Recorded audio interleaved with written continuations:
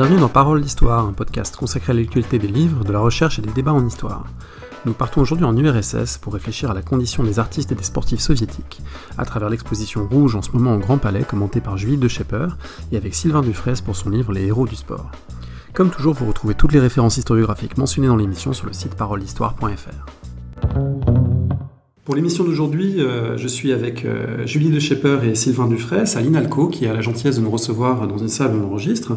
Sylvain Dufraisse est maître de conférence à l'Université de Nantes et au centre de recherche Le Sens, et Julie de Schepper est doctorante à l'INALCO, au centre de recherche Europe-Eurasie et spécialiste du patrimoine soviétique. Et avec eux, on va parler aujourd'hui de sport, d'art, de culture à l'époque soviétique, en lien avec deux événements qui sont l'apparition de la thèse de Sylvain Dufraisse sous le titre « Les héros du sport, une histoire des champions soviétiques, années 1930 à 1980 aux éditions Champ-Vallon, et puis l'exposition Rouge qui a lieu en ce moment au Grand Palais, Rouge, Art et Utopie au temps des soviets, qui est une exposition intéressante. Alors peut-être, on peut commencer par cela. Julie de Schepper, vous êtes allée voir cette exposition, vous allez y emmener vos étudiants. Pourquoi faut-il aller la voir? Qu'est-ce que ça a d'intéressant quand on s'intéresse à l'histoire de l'URSS ou à l'histoire de l'art? Oui, alors voilà, j'allais commencer par ça. Plus généralement, c'est une exposition, il me semble qu'il faut voir, ne serait-ce parce que c'est l'une des premières fois en France où nous avons l'occasion d'avoir donc toutes ces œuvres d'art, puisque là, il y a un nombre de prêteurs assez exceptionnel. Ce sont des œuvres qui sortent très rarement de Russie, donc avant tout, c'est une chance exceptionnelle que d'avoir cela au Grand Palais. Pour la première fois. Donc déjà, de ce point de vue, c'est vraiment fantastique pour nous. Et donc on retrouve évidemment pour les historiens de l'art qui connaissent bien Moscou, Saint-Pétersbourg, quelques œuvres que nous avons eu l'occasion de voir, mais de les découvrir à Paris, il me semble qu'il y a aussi un autre contexte qui fait qu'on les apprécie d'autant plus. Donc ça, ce serait le premier point. Et ensuite... C'est une exposition qui est vraiment extrêmement riche, où l'on découvre sur 2 étages un art soviétique foisonnant, et surtout on le découvre dans toute sa diversité, c'est-à-dire que ce n'est pas uniquement une exposition de peinture, on y découvre aussi des dessins, des affiches, des jeux d'échecs, des monuments.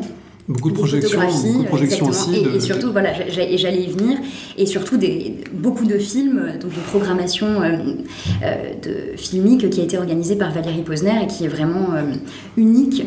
En tout cas, pour l'occasion, est vraiment à découvrir. Alors, vous parliez de diversité, c'est aussi l'occasion peut-être de dire que, contrairement à une idée reçue, assez tenace, ce n'est pas seulement un art totalitaire, l'art soviétique, ou ce qu'on appellerait un art totalitaire.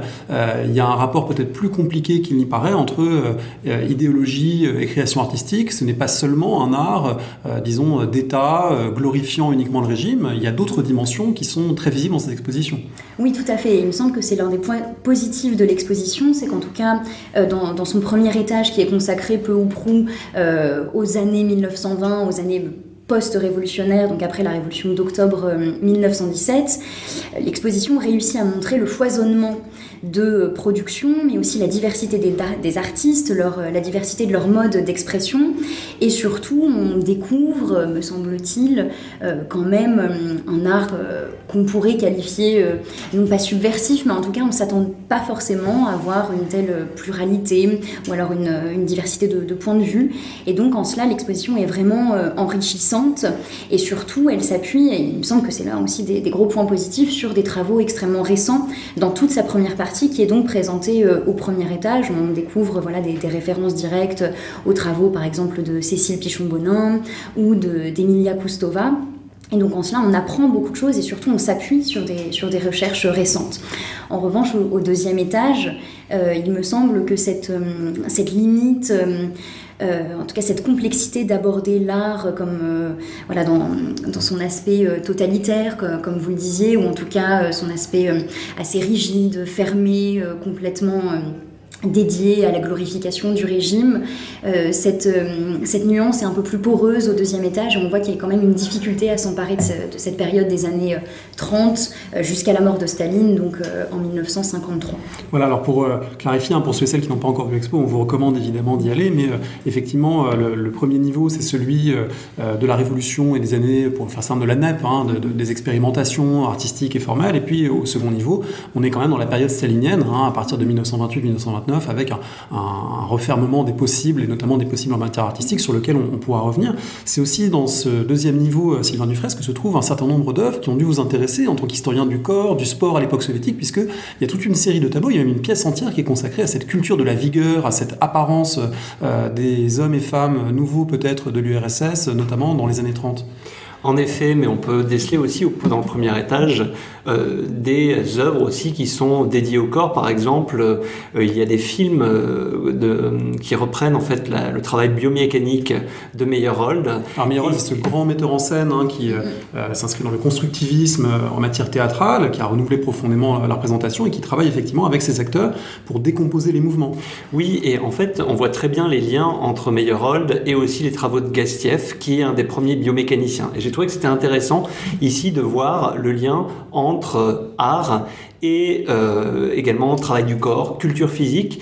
C'est aussi quelque chose qu'on retrouve dans un autre mouvement qui fait partie des avant-gardes, la culture prolétarienne, dans lequel on a réfléchi à l'art, mais aussi dans lequel on a réfléchi au corps et à la culture physique. Et dans le deuxième étage, en effet, il y a une salle avec des œuvres d'artistes, par exemple comme Deineka, comme Samok Valov, qui sont des artistes qui, dès les années 20, en fait, avaient travaillé sur la question de la figuration, qui sont des artistes qui sont passionnés par le mouvement et qui essayent en fait de décomposer aussi les mouvements. Il y a des œuvres en fait très riches. Il y a aussi des photographies de Rodchenko et également. Et alors là, on voit aussi qu'il y a parfois quelques problèmes de chronologie, puisqu'il y a un très beau photomontage de la Spartakiade de 1928, mais qui a été déplacé au deuxième étage dans la section du rapport au corps. Donc, moi, je conseille en fait à tous ceux qui ne connaissent pas trop l'art soviétique d'y aller pour voir ces œuvres en fait qui sortent peu du musée russe ou de la galerie Tretiakov. Parmi ces œuvres qui sont jamais ou peu exposées, en tout cas qu'on a peu l'occasion de voir en France, moi il y en a aussi qui m'ont frappé parce que, encore une fois, sans tomber dans ce cliché peut-être de l'art stalinien qui ne serait que marqué par les violences du régime ou par la commande, disons, conformiste, il y a quand même des œuvres qui portent une trace assez directe des violences staliniennes. Moi ça m'a beaucoup frappé, il y en a deux en particulier sur lesquels j'aimerais peut-être vous interroger. Un tableau de Nikritin qui s'appelle Le Tribunal du peuple, où on voit une table rouge sombre derrière laquelle sont des figures un peu personnelles dont on sent qu'elles vont condamner bientôt des gens à la déportation. Il date de 1934. Et puis, surtout, ce qui m'a vraiment le plus frappé, c'est cet album de Rodchenko, donc photographe, photomonteur, artiste protéiforme, qu'il avait réalisé pour, si je me souviens bien, les 10 ans de la République d'Ouzbékistan, avec des photos de dignitaires ouzbeks et de dignitaires soviétiques. Et puis lui-même a effacé à la peinture noire certains visages, parce que c'est des gens qui avaient été victimes de la répression. Alors il me semble que c'est assez rare de voir aussi directement des objets qui, dans la matérialité même, incarnent la répression stalinienne dans une exposition de ce type. Oui, c'est vrai que ces deux œuvres que tu cites, il me semble, sont frappantes justement parce qu'on peut percevoir, pressentir et qu'on voit que cet effacement, on va dire, en même temps des corps des individus pendant la période stalinienne a aussi donné lieu à un effacement dans la matérialité. Il y a quelque chose de tangible là et qui fait qu'on ressent une forme d'émotion quand on voit ces œuvres, qu'on est choqué, qu'on a envie d'en savoir plus. Et moi justement, c'est là où du coup j'aurais aimé qu'on creuse un petit peu cette question parce que en fait, le deuxième étage s'ouvre avec cette problématique de la répression, évidemment des artistes, cette répression qui a touché la société soviétique à partir de la fin des années 1930, qui a été tragique comme nous le savons, mais il me semble qu'il aurait été quand même un petit peu plus, non pas fin, mais en tout cas... on aurait voulu que cette idée n'introduise pas la période stalinienne de cette façon-là, ou alors qu'on explique que directement des artistes des années 20 ont effectivement déjà subi ce type de répression dès les années 20, que ce changement de rapport aux artistes, aux thématiques qui pouvaient être abordées ou non, ou alors aux personnalités publiques qui ont dû être effacées, on aurait aimé voir ça disséminé un petit peu plus souvent, parce que là on a le sentiment, en tout cas pour les personnes qui ne connaissent que la grande histoire de l'URSS, c'est ce qui voit cette rupture entre le léninisme et le stalinisme, on a l'impression que l'exposition prend ce parti-là d'emblée. C'est-à-dire qu'on arrive au deuxième étage, cela s'ouvre avec un film absolument sublime, et puis directement directement, on entre même d'un point de vue scénographique dans la pénombre, les salles sont noires, on ne comprend pas très bien le rapport aux œuvres d'art. On voit en même temps les travaux architecturaux, le canal de la Volga, puis des détenus, et puis des personnalités politiques, et puis des artistes. Enfin, il me semble que là, il y a quelque chose qui mériterait d'être un peu... Un manque de clarté peut-être du discours muséographique à cet endroit. Alors moi, j'aimerais quand même conseiller d'aller voir et de passer du temps devant les films qui introduisent en fait ces salles du deuxième étage, puisqu'il y a quelques films qui sont extrêmement riches. Je pense en particulier à l'adaptation, et donc c'est toujours mes marottes en fait sur l'histoire du corps, mais de l'adaptation d'un roman de Yuri Olecha qui s'appelle Un jeune homme sévère, où en fait on voit sur ce film la morale en acte des sportifs et le discours en fait qui va imbiber tout le rapport aux sportifs jusqu'aux années 80 en URSS. Et il y a aussi un autre petit film extrêmement riche sur la consommation à la soviétique, dans lequel on voit en fait comment un manager d'équipe sélectionne ses vendeuses et leur apprend ce que c'est que le commerce à la soviétique, contrairement au commerce à l'occidental. Et donc, en fait, ce que je trouve riche dans cette exposition, ce n'est pas forcément le discours qui est produit sur les cartels, mais c'est aussi toutes ces œuvres, dans ces micro-détails dans lesquels on peut en connaître plus sur la société soviétique. Et moi, j'aimerais mettre l'attention, par exemple, sur les tours de parachutisme. Alors, c'est une de mes marottes aussi.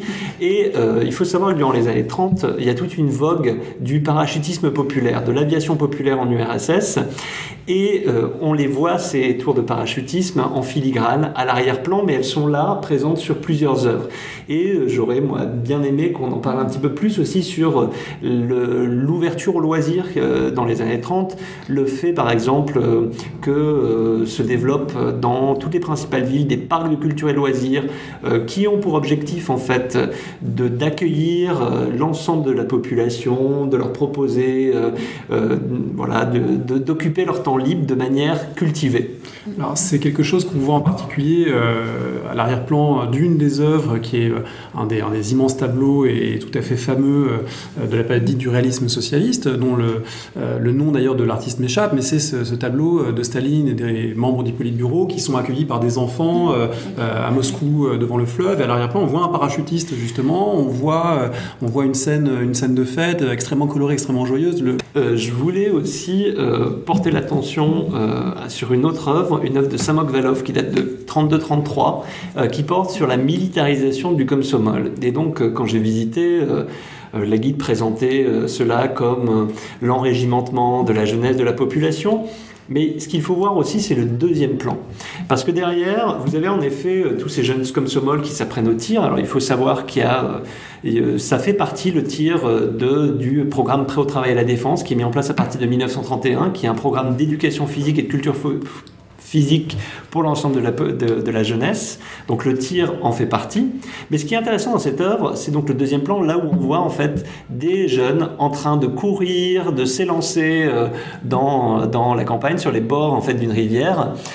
Et là, en fait, ça fait référence à la gymnastique naturelle, au mouvement hygiéniste et aussi à la danse naturelle telle que Isadora Duncan l'avait propagée en fait en Union soviétique. Alors sur ce même tableau d'ailleurs, la plupart de ces membres du Komsomol des jeunesses communistes sont en uniforme vert, mais il y a une ou deux jeunes filles qui portent une jupe rose, qui portent un chemisier zébré, autrement dit, même du point de vue de l'apparence physique, on sort quand même des codes les plus stricts. Ça m'a surpris d'ailleurs en voyant ce tableau. Alors toujours dans cette section du deuxième étage, il y a un concept sur lequel j'aimerais vous interroger, parce que finalement il me semble qu'il est peut-être moins évident qu'il n'y paraît. Je l'ai employé à l'instant, c'est celui de réalisme socialiste. C'est un mot dont on pourrait penser à première vue qu'il est extrêmement cadré, que ce serait un modèle, un canon que tous les artistes soviétiques devraient appliquer. Or il me semble que dans l'historiographie ça a été récemment retravaillé, qu'on montrait que finalement c'était quelque chose de pas toujours clairement défini, que les artistes finalement devaient tendre vers une norme mais s'arranger aussi avec elle, en tout cas que ça n'avait peut-être pas la rigidité qu'on avait pu lui prêter. Julie Schepper. Oui, alors c'est vrai que ce terme-là est employé donc dès le deuxième étage, et justement, notamment dans les textes de Valérie Posner, il est précisé d'emblée que c'est un terme poreux, dont en fait on n'a jamais eu de définition tout à fait claire, et les artistes ont dû composer avec cette absence de définition, et ont donc ensuite interprété cette idée-là. Et je voudrais revenir par exemple sur l'essence l'essence de ce terme, puisque en fait elle venait remplacer à partir de mai 1932 cette expression, l'idée de méthode de création dialectico-matérialiste. Donc il y avait d'abord été apparue cette idée-là qu'il fallait conformer tous les arts, quels qu'ils soient, à un seul modèle d'expression, dira-t-on, qu'elle soit formelle ou artistique, je dirais, et progressivement, c'est ensuite en 1934 que cette idée s'est imposée dans les faits, sans revenir sur la dissolution de toutes les unions des artistes, sur les différents discours qui se sont mis en place. On peut peut-être simplement en citer un seul, celui par exemple de Lunacharsky, où l'idée et véritablement avec cette idée de réalisme socialiste, de regarder vers un futur idéal, Lunacharsky étant donc l'équivalent du ministre de l'Éducation à cette époque-là. Qui avait fait beaucoup pour encourager, lui, le foisonnement, la diversité culturelle, qui avait même couvert un certain nombre d'artistes qui n'étaient pas toujours très conformistes dans les années 20, lui aussi se range finalement dans les années 30 quand même à ce justement, il y a quelque chose, il y a une porosité qui est d'ailleurs tout à fait bien mise en valeur dans le documentaire qui accompagne l'exposition, qui est diffusée et encore qui a été diffusée sur Arte mais qui est encore visible donc en streaming, et qui montre bien qu'en fait il n'y a pas une rupture tout à fait nette entre les années 20, l'année 1932, les années 1932-34, et puis qu'il y aurait une rupture tout à fait brutale, mais qu'au contraire on retrouve non seulement les mêmes artistes qui s'adaptent progressivement, mais aussi qu'il y a une myriade d'artistes entre ce qu'on appellerait les avant-gardes dans les années 20 et les artistes réalistes socialistes, qui est vraiment un ensemble donc là, entre les deux, qui mérite aussi d'être mis en valeur. Et donc à quoi est-ce que correspondrait le réalisme socialiste ? Une vision non pas du présent tel qu'il est, mais tel qu'on aimerait qu'il soit, une sorte de projection d'un futur idéalisé, mais en même temps qui se devrait d'être le présent. Donc il y a comme ça une tension en fait dans les temporalités qui se reflète dans toutes les œuvres en fait, quelles qu'elles soient. Moi je les vois beaucoup dans l'architecture, on aura sûrement l'occasion d'y revenir, mais notamment dans les œuvres fantastiques de Deineka, il y a cette tension-là entre le passé, le présent, l'avenir, voire à certains moments l'éternité. Et il me semble qu'il y a quelque chose de tout à fait fascinant dans le rapport au temps, dans toutes ces œuvres-là.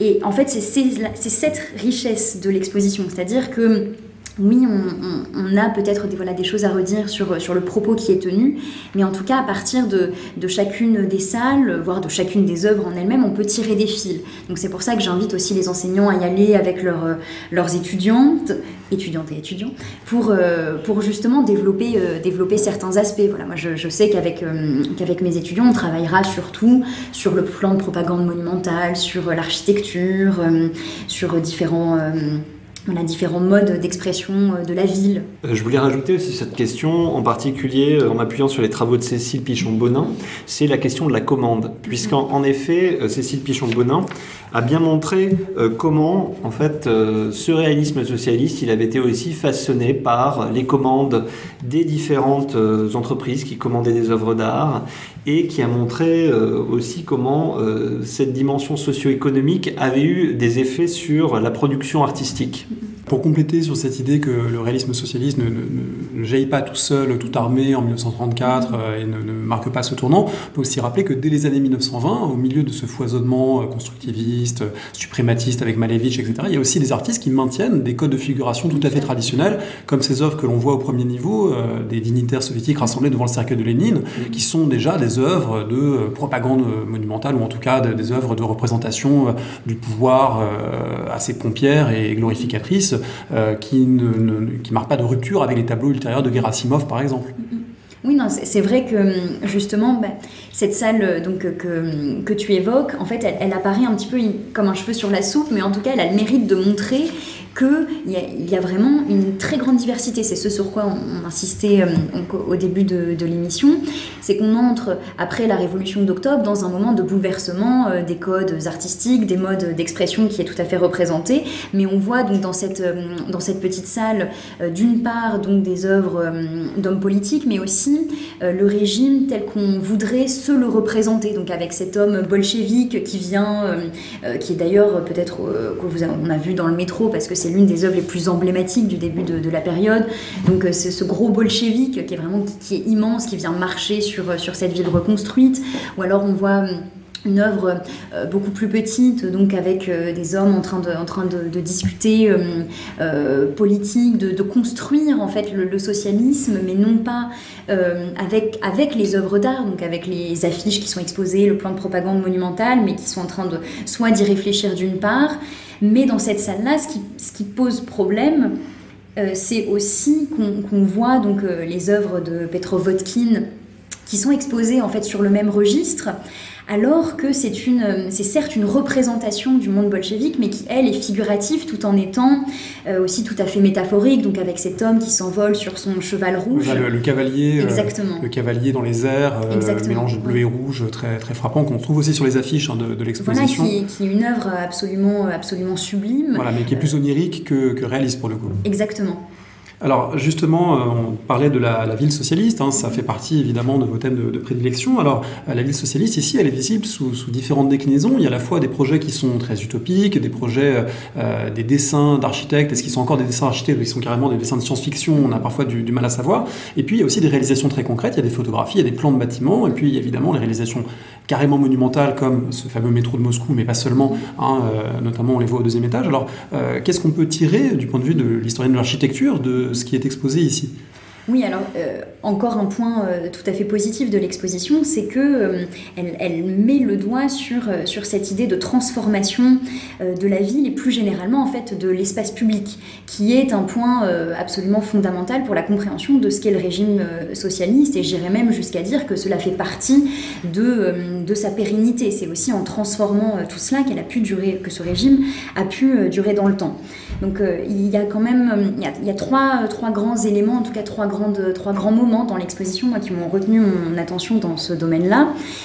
C'est d'abord l'évocation du plan de propagande monumentale qui a été donc lancé en 1918, qui avait vocation donc à ériger dans un temps absolument record des monuments qui étaient non pas seulement dédiés aux personnalités politique du moment, mais aussi qui faisait référence, comme on le sait, donc soit des révolutionnaires français, des révolutionnaires donc des femmes et des hommes, et on voit par exemple donc en même temps des monuments par exemple à Auguste Blanqui d'une part, ou alors à qu'est-ce qu'on voit Il y a une statue de Bakounine aussi, je ne sais pas si ça s'intègre dans le même plan, je crois que c'est plutôt qu'elle apparaît, qu'elle est exposée, en tout cas il y a une statue de Bakounine En tout cas par exemple on a autant des révolutionnaires français que Marx et Engels, d'autre part où il y a cette photo extrêmement célèbre de Lénine qui s'exprime donc devant ces monuments.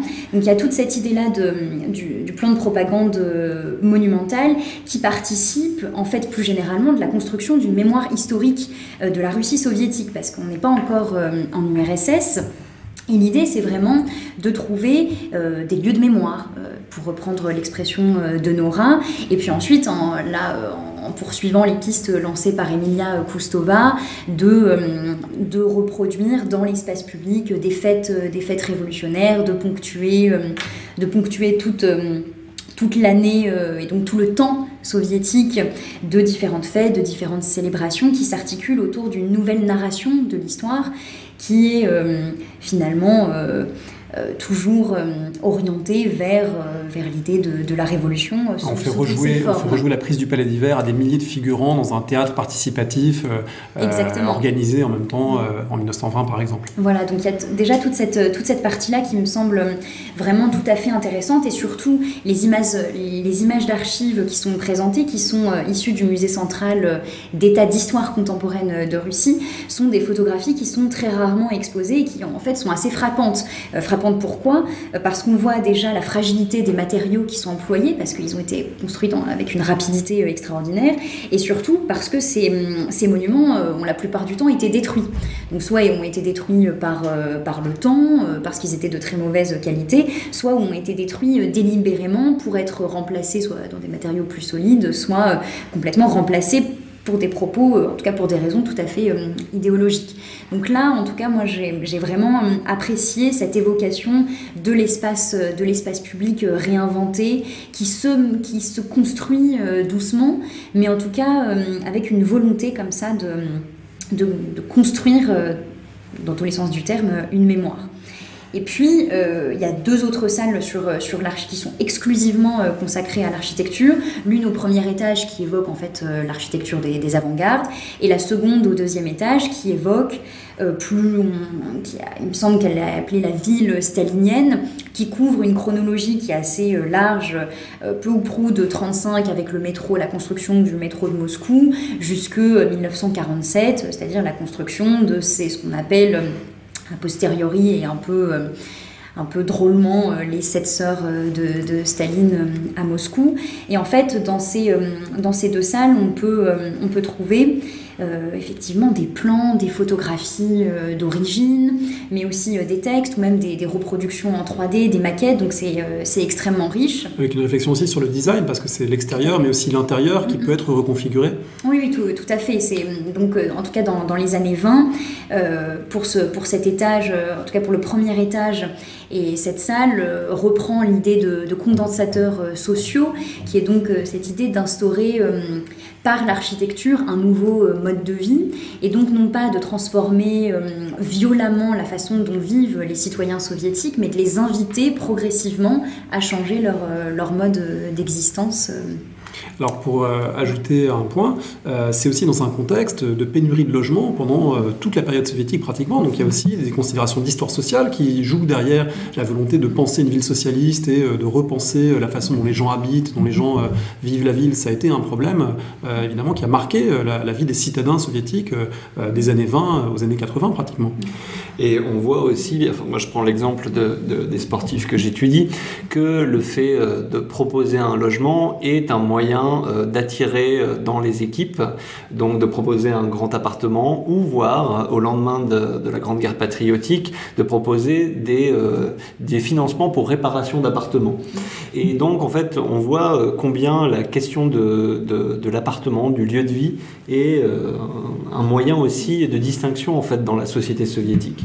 Alors ça m'amène à faire peut-être une transition entre cette exposition et puis le travail que vous avez publié, donc Sylvain Dufraisse, Les héros du sport. Il y a peut-être un point commun, alors je ne sais pas s'il est artificiel, vous allez me dire, qu'on pourrait essayer d'établir entre les artistes et les sportifs de l'époque soviétique, puisque dans les 2 cas, on a affaire à des catégories qui se distinguent du commun, qui peuvent recevoir toute une série de privilèges, de distinctions, notamment le fait de voyager à l'étranger, notamment des incitations financières, des prix, des récompenses, des médailles sportives pour les sportifs, évidemment, le prix Staline pour les artistes, donc toute une série de distinctions, mais qui ont aussi des contreparties, c'est que c'est des gens qui sont plus visibles que les autres et qui sont donc aussi potentiellement soumis à des normes de façon plus contraignante, à une forme d'encadrement. C'est aussi des gens qu'on doit surveiller, qui ne peuvent pas vivre parfaitement librement. Alors peut-être personne ne peut le faire évidemment en URSS, mais ils ont une visibilité, ces sportifs et ces artistes, qui les soumettent aussi aux contraintes de l'État de façon peut-être plus directe. Alors, dans ce livre, en effet, j'ai étudié une catégorie, c'est celle des promus. C'est Nicolas Vers, en fait, qui utilisait ce terme-là, et de ceux que le régime met en valeur, puisque ces personnes-là, ces artistes ou ces sportifs, à partir du milieu des années 30, ils doivent incarner, en fait, la jeunesse soviétique telle qu'elle est produite. Ils doivent servir d'exemple aux autres, et donc, il y a, en fait, à la fois cette volonté de faire émerger cette élite, et en même temps de faire qu'elle ait les codes, en fait, les codes de la société soviétique. Et donc, en matière de sportifs, ça commence même un petit peu avant les artistes, puisque c'est le premier titre de maître émérite du sport en URSS. Ça a été créé en 1934. Donc ce qui est intéressant, c'est que c'est une des premières marques qui permet de distinguer les performances. Donc on est quand même dans un contexte plus général, c'est celui de la mise en avant des travailleurs de choc, mise en avant en 1935 un peu plus tard des stakhanovistes. Et en fait, ces sportifs, c'est un peu comme les stakhanovistes du sport, c'est-à-dire qu'ils vont avoir comme prime, comme cadeau, en fait, des objets qui vont être une marque du processus de civilisation soviétique. Il y a un concept qu'on n'a pas encore évoqué, c'est celui de Kulturność, qui est déterminant en fait dans ce nouveau projet de société soviétique. Alors pour ceux qui ne parlent pas le russe, c'est un terme extrêmement compliqué à comprendre et à traduire, puisque ça exprime en fait l'idée d'avoir les codes de la civilisation soviétique. Et pour ça, par exemple, il y a tout un tas de débats dans le Comité suprême de culture physique autour de comment on doit récompenser dans une société socialiste. Alors, en effet, il faut, selon ces dirigeants du sport, éviter absolument ce qui gêne en fait dans le monde bourgeois, dans le monde capitaliste, c'est-à-dire l'argent qui tourne la tête. Et donc, il faut trouver des modes spécifiques de récompense. Alors, ces modes spécifiques de récompense, ça va être offrir des bibliothèques, des livres.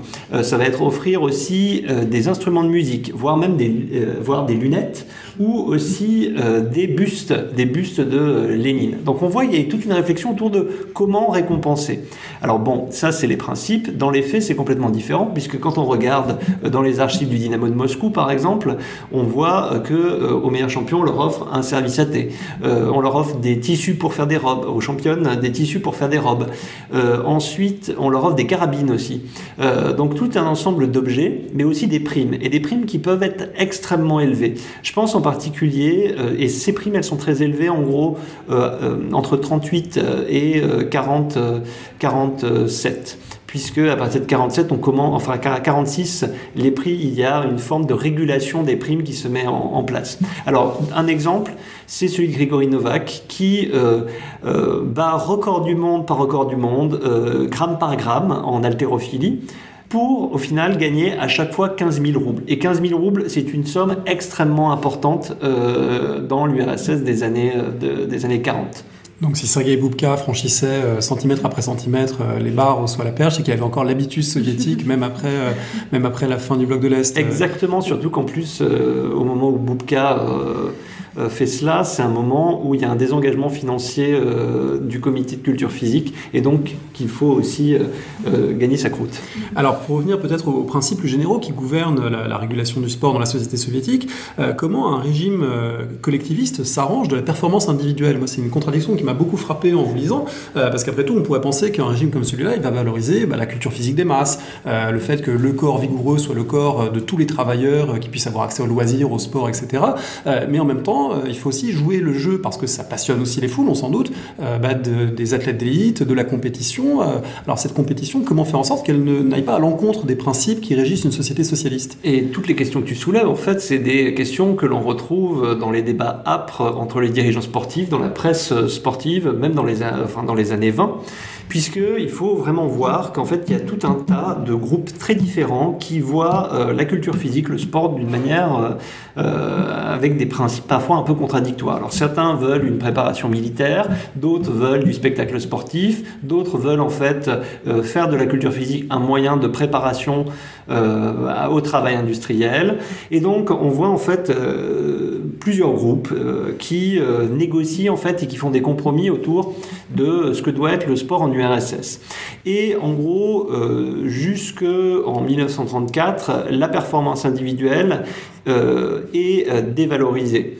Elle est dévalorisée puisque c'est le sport bourgeois. Maïakovski, en 1928, en fait, dans un poème, au moment des Spartakiades, il dénonce en fait des figures du sport bourgeois qui sont l'haltérophile, le footballeur, également le boxeur, et il dénonce la spécialisation des corps, le fait de vivre du sport qui pour Maïakovski ne sont pas la culture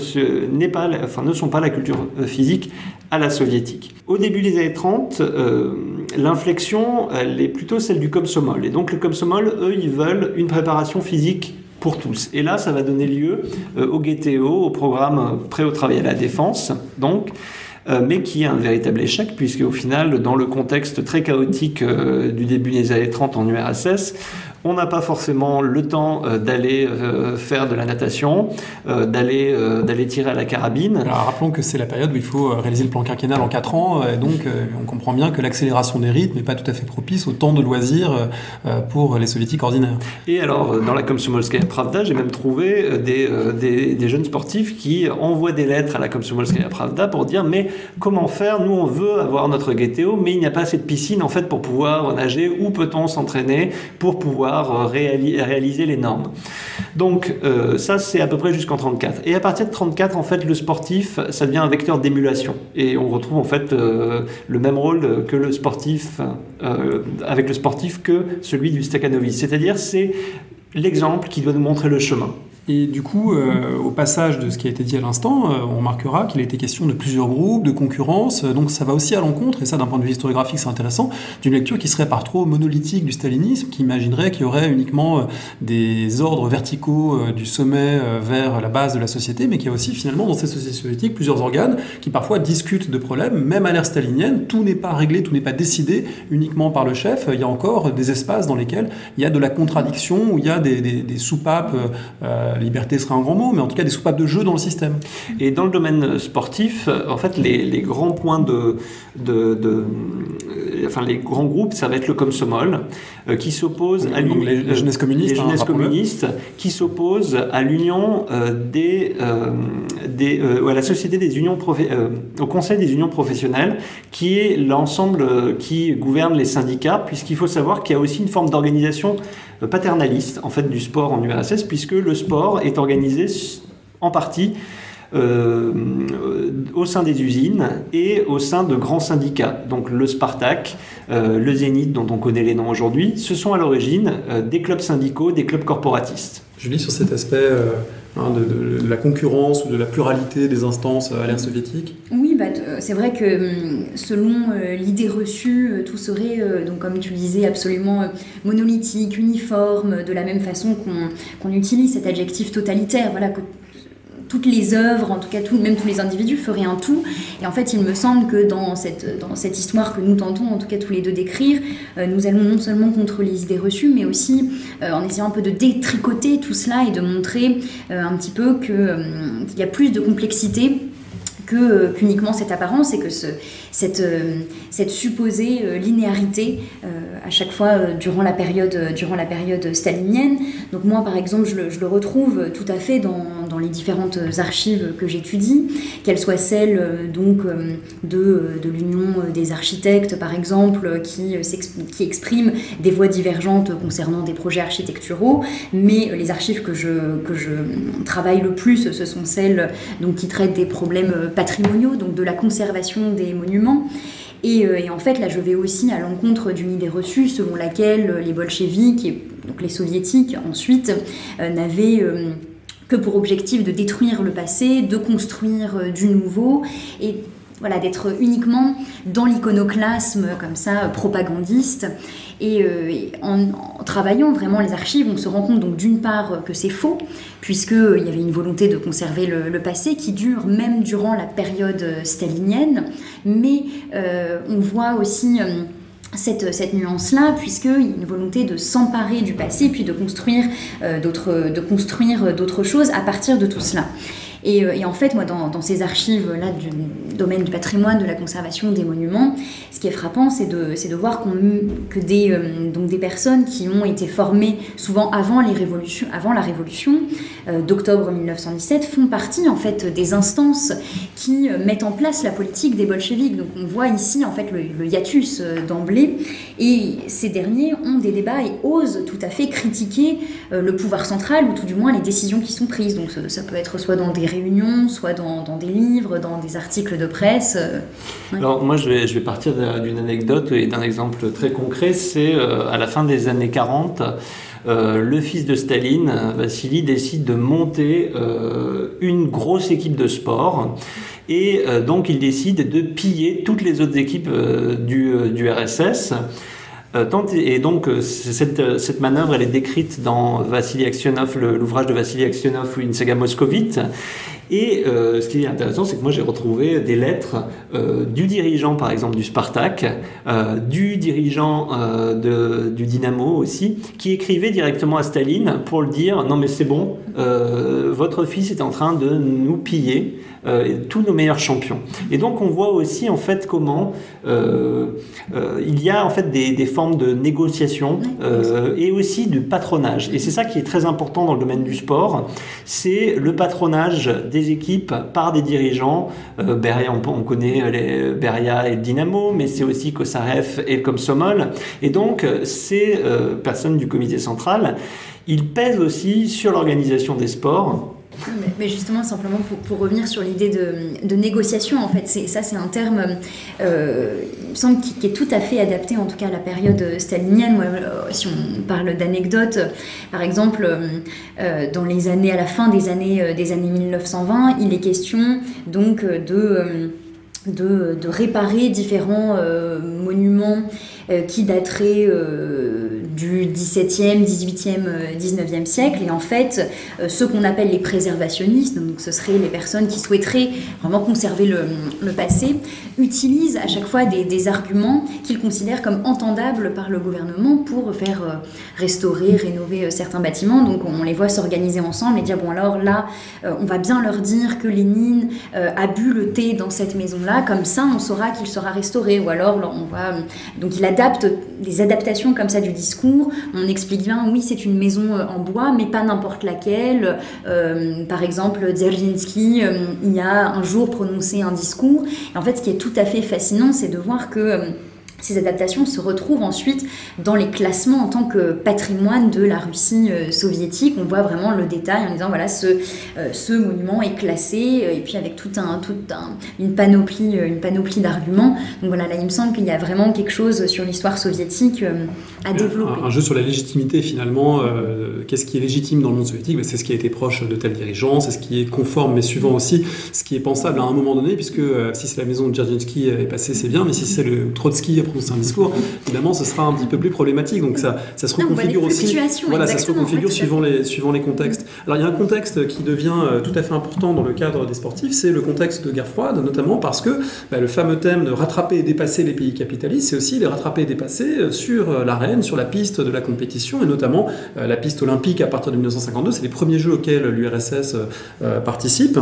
Et de façon plus générale, cette question de la participation aux compétitions internationales, elle traverse tout votre ouvrage, Sylvain Dufraisse, parce que elle est fondamentale. Si on veut prouver que la société soviétique produit des hommes meilleurs, nouveaux, des sportifs de qualité, il faut bien accepter de se confronter aux sportifs capitalistes, avec le risque qu'évidemment, en allant à l'étranger, on perde quelque chose, ou on échappe peut-être, on ouvre une possibilité de s'éloigner des valeurs soviétiques. Donc là aussi, il y a une contradiction qui n'est pas simple à affronter. Alors là, en fait, je me suis appuyé sur aussi un courant historiographique qui commence à émerger avec les travaux de Michael David Fox, par exemple, ou de Sabine Dulin sur la frontière. C'est comment, en fait, l'URSS se construit au contact. Et dans le domaine sportif, en fait, c'est évident. Puisqu'en fait, de 1921 à 1937, les dirigeants socialistes du sport avaient décidé de quitter le monde sportif bourgeois, donc de ne pas entrer dans les fédérations internationales, de ne pas fréquenter le CIO et d'organiser une internationale rouge du sport. Il y a quand même des rencontres avec des ouvriers français dans le cadre de la fédération sportive gymnique du travail. Il y avait quand même des liens possibles, mais pas avec les instances bourgeoises. Exactement. Il y avait des liens en particulier aussi avec les sportifs ouvriers norvégiens, finlandais, où le mouvement était assez développé. Et à partir du milieu des années 30, on voit se dessiner en fait une forme de transition. Et c'est à partir de ce moment-là où on voit dans les textes la volonté de rattraper et dépasser les pays occidentaux. Ce que je trouve intéressant ici, c'est aussi de voir que dans le domaine sportif, en fait, c'est pas la guerre froide qui fait émerger le mouvement sportif et cette volonté de rattraper et dépasser les pays occidentaux. En fait, c'est une forme d'accélération de ce qui était déjà produit à la fin des années 30. Alors, ce que j'aime bien, moi, dans ces années 30, c'est que les soviétiques attirent les sportifs un peu exclus des fédérations internationales. Donc, c'est ceux qui sont professionnels. Donc, Jules Ladoumeg, par exemple, va faire plusieurs matchs pas plusieurs matchs, plusieurs courses en URSS. Il est même l'objet des études du professeur Bernstein, donc qui est un grand professeur de biomécanique, qui étudie sa locomotion. Et d'ailleurs, dans l'ouvrage La physiologie du mouvement, en fait, qui a obtenu le prix Staline en 1947, il y a des documents en fait qui montrent la locomotion de la Doumègue. Mais ce n'est pas le seul. Il y a aussi le tennisman Henri Cochet qui monte des écoles en fait, qui fait des espèces de masterclass de tennis.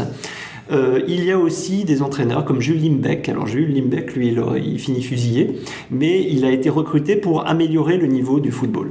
Et en effet, il y a cet objectif de s'aguerrir en fait avec les sportifs étrangers. Tout cela s'accélère avec la Grande Guerre patriotique, et dès 1945 en fait la personne qui dirige le comité des sports envoie une lettre au MID, enfin aux dirigeants du MID, du ministère des Affaires étrangères, pour lui dire il faudrait en fait qu'on intègre les fédérations internationales. Et en fait, les fédérations internationales, les soviétiques intègrent les fédérations internationales à partir de 1946, d'abord en football et en haltérophilie. Alors pourquoi l'haltérophilie ? C'est parce que c'est le sport en fait, dans lequel les soviétiques ont battu record sur record dans les années 30, mais ces records ne pouvaient pas être homologués. Donc là, l'objectif, c'est vraiment l'homologation. Donc c'est à partir de 1951 ensuite que les soviétiques entrent au CIO.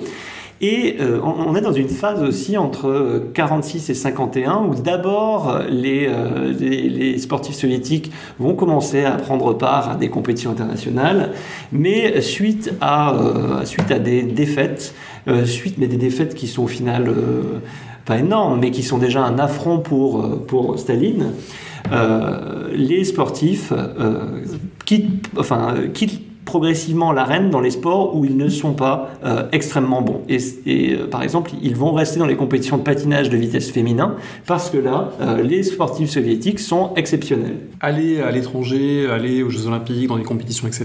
Donc ça expose aussi au risque peut-être de donner une mauvaise image du pays à l'étranger. Alors là, il y a une affaire parmi d'autres qui est traitée dans le livre, c'est celle de Ponomareva, cette lanceuse de disques qui a volé des chapeaux à Londres en 1956 et qui a créé une crise diplomatique et aussi une remise en cause peut-être de la façon dont les sportifs et sportifs soviétiques étaient accompagnés à l'étranger, ou en tout cas des règles qui accompagnent leur séjour, parce que cette confrontation avec l'étranger est aussi porteuse de risque pour l'image du pays.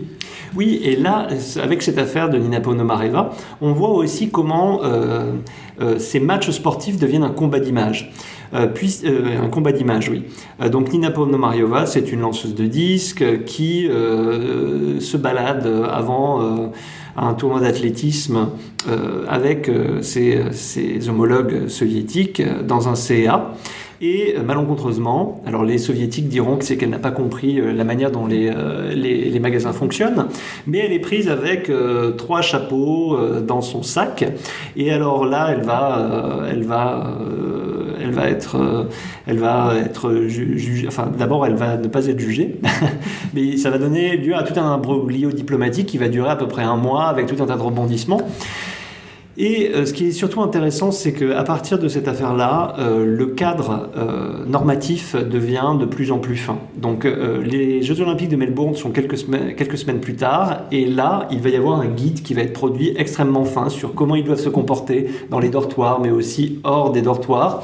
Et surtout aussi, à partir des Jeux de Melbourne, on conseille de faire ses promenades dans les magasins après les compétitions, pour éviter les annulations de compétition, et aussi de donner l'argent de poche, puisque quand ils partaient à l'étranger, les sportifs soviétiques avaient toujours une somme qui leur était attribuée. Et on leur conseille de leur donner cet argent de poche après leur prestation.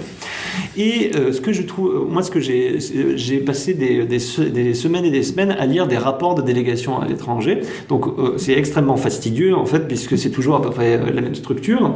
Et ce qui est intéressant, en fait, c'est de voir la fin des rapports où on voit en fait tout ce qui s'est passé de problématique. Alors par exemple, le sportif qui a fait du trafic, en fait, qui a vendu une montre pour ramener un autre objet. Donc il y a tout un tas, en fait, de... Celui qui a été retrouvé ivre dans les rues à 3h du matin. Oui, exactement. Et là, en fait, les dirigeants soviétiques disent, les dirigeants du sport en fait, essaie de trouver tout un tas d'éléments pour essayer de les éduquer correctement, puisque vous imaginez que quelqu'un qui est complètement ivre... Alors, j'ai une anecdote sur ça, c'est qu'il y avait en Roumanie, il y avait des sportifs soviétiques qui avaient tellement bu lors d'un banquet d'après-compétition qu'ils sont montés en fait sur scène et qu'ils ont chanté des chansons.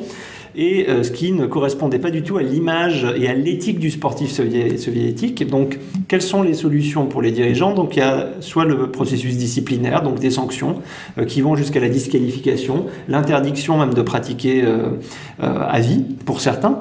Mais il y a aussi d'autres éléments qui sont progressivement mis en place. C'est la préparation idéologique. Et donc, les sportifs, en même temps qu'ils ont leur stage de préparation physique, on leur donne également des cours sur la situation géopolitique, sur comment se tenir à l'étranger. On leur montre des films pour montrer qu'ils sont cultivés, parce que aussi un sportif soviétique, c'est quelqu'un qui est fort physiquement, mais qui est fort aussi intellectuellement. Sauf que c'est pas le cas de tous. Et il y en a un, par exemple, dans une réunion de préparation des Komsomol, des Komsorg, donc qui sont les représentants du Komsomol dans les équipes. Le clown Yuri Nikulin, qui est une grande star en fait des années 60-70, est invité et il donne un certain nombre d'anecdotes, et en particulier il donne l'exemple d'un hockeyeur qui est un hockeyeur extrêmement puissant, extrêmement fort, mais qui était complètement stupide, et à qui en fait les dirigeants locaux de son équipe avaient mis même des profs particuliers pour qu'ils réussissent enfin à pouvoir entrer à l'université. Et donc ce discours en fait sur l'inculture des sportifs, il aboutit à des transformations de la préparation idéologique et à la mise en place de cours, à la projection de films aussi, pour former intellectuellement ces sportifs. Alors le dernier point peut-être que je voudrais aborder, parce que on ne peut pas évidemment tout dire, et c'est un livre vraiment très riche, et je conseille aux auditrices et aux auditeurs d'aller s'y référer. Notamment on voit, et ça je ne le développerai pas, mais que l'idée d'un dopage d'État généralisé, vous la contredisez, c'est pas quelque chose qui est présent dans les archives massivement.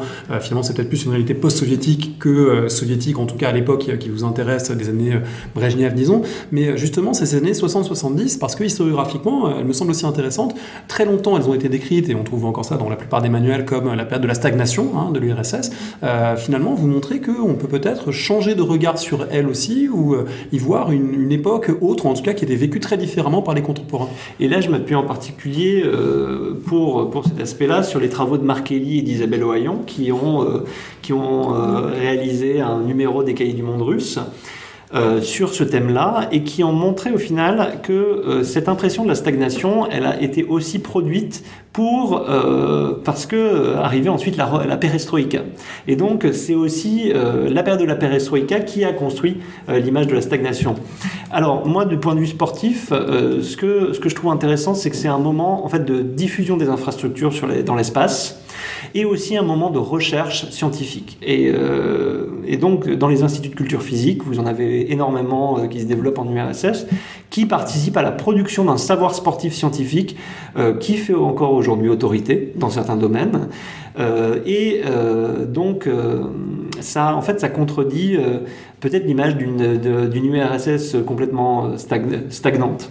Oui, alors moi je ne pourrais qu'aller dans ce sens-là, et effectivement me référer donc aux travaux cités par Sylvain de Markelly et Isabelle Ohayon, qui en fait vraiment renouvelé cette vision-là, sans aller jusqu'à dire qu'il s'agissait au contraire, selon le paroxysme opposé, d'un âge d'or du socialisme, bien montrer que cette période des années, on peut même les élargir, les années 60-70 était beaucoup plus complexe que uniquement cette idée de stagnation, un petit peu de régime en baisse d'intensité, et en tout cas dans le domaine du patrimoine, pour moi il s'agit vraiment d'un âge d'or, plutôt dans cette idée qu'il s'agissait de reconstruire un nouveau socialisme, et puis de vraiment fonder de nouvelles bases de ce socialisme qui se réfèrent vraiment à la période du léninisme, mais plus généralement essayer de trouver un nouveau socle de nouvelles idées, de nouvelles valeurs, et en termes du patrimoine,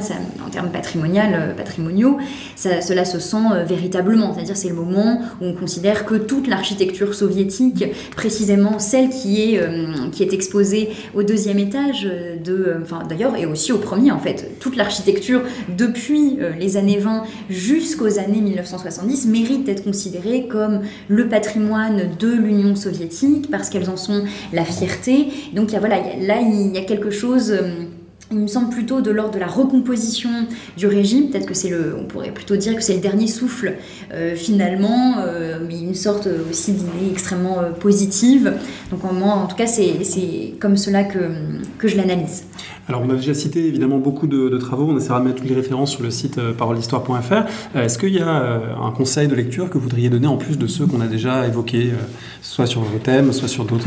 Alors, moi, je donnerais en fait un conseil, c'est un roman satirique de Ilf et Petrov qui s'appelle Le Veau d'Or, qui est un roman qui a été publié en 1931 et qui raconte comment un escroc, Ostap Bender, qui est plutôt sympathique, essaie de récupérer une valise d'argent qui est celle qu'un fonctionnaire qui est aussi un millionnaire clandestin a accumulé. Et donc ça donne lieu à tout un tas de péripéties dans l'URSS de la fin des années 20 et des années 30.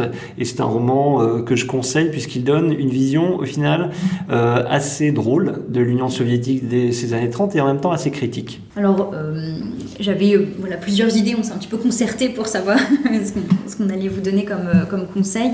Moi, il s'agirait plutôt d'un ouvrage vraiment récemment paru, universitaire, mais plutôt grand public, dans l'idée qui s'appelle Le spectacle de la Révolution, qui a été, donc c'est un ouvrage collectif dirigé par Gianni Haver, Jean-François Fayet, Valérie Gorin et Emilia Koustova, qui traite justement de la répétition non seulement de l'acte révolutionnaire en tant que tel, mais aussi de sa célébration en URSS, dans les républiques, mais aussi dans le monde occidental. Et c'est un ouvrage surtout qui est très riche d'un point de vue iconographique, qui nous apporte aussi des petits focus, donc qui est assez maniable. Voilà, c'est un ouvrage que je recommande chaudement.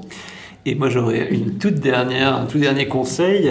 J'aimerais aussi remettre en lumière un ouvrage qui est bien connu du monde des historiens du monde soviétique, mais qui a finalement peu percé au-delà. C'est l'ouvrage de Sheila Fitzpatrick, Le stalinisme au quotidien, qui a paru en 1999 aux États-Unis, qui a été publié en France en 2002, et qui est un ouvrage d'histoire sociale des années 30, extrêmement riche, qui met l'accent sur les individus, les formes de comportement, les stratégies personnelles, qui étudie les phénomènes d'ascension sociale, les formes anonymes de subversion, etc. Donc c'est un ouvrage extrêmement riche que je vous conseille.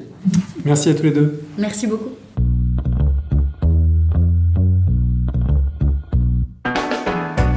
Merci de nous avoir écoutés. Rendez-vous sur le site www.paroledhistoire.fr pour toutes les informations sur le podcast, pour vous abonner, écouter ou télécharger les autres émissions.